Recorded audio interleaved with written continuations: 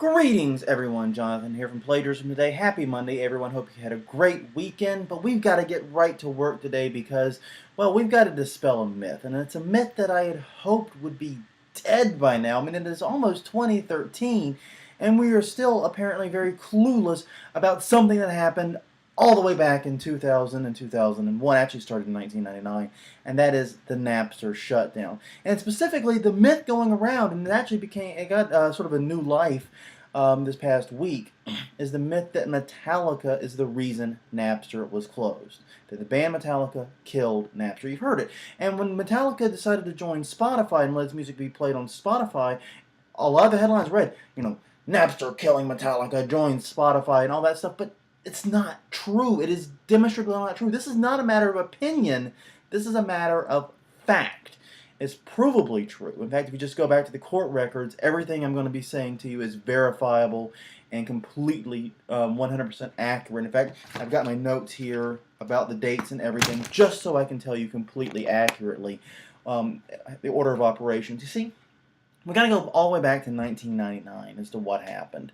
And in December 6, 1999, a little-known organization known as the RIAA filed a lawsuit against Napster. The case is actually called A&M versus Napster because A&M was the lead plaintiff in the case. I guess they went in alphabetical order. Don't look at me on that one. But anyways, the A&M case got its start, like I said, on December 6, 1999. Metallica filed its case on April 13, 2000. So about 4 months later, a little bit over 4 months later when you're looking at it. And that meant the A&M case was much, much further along.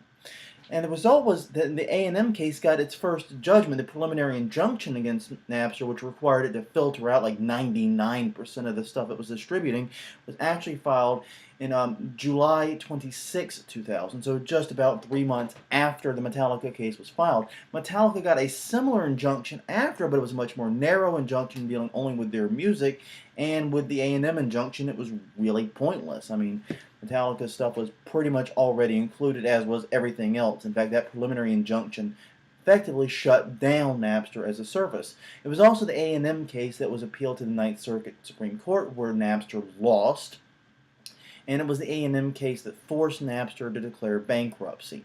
So the long story short, yes, Metallica did sue Napster, and yes, there was that bizarre thing in the case where several Napster users got banned, though there's a lot of back and forth about the reason for that. Many say Napster actually did that without the court order. They chose to do that as part of their terms of service to show good faith in the case, not that they were required to. But you can't say legitimately and accurately that Metallica killed Napster. The RIAA killed Napster. But the thing is this, in the year 2000 and 2001, no one knew who the RIAA was. They were just another trade group, another, acronym, another bubble in the alphabet soup of life. If you were not in the record industry, you had no idea who the RIAA was.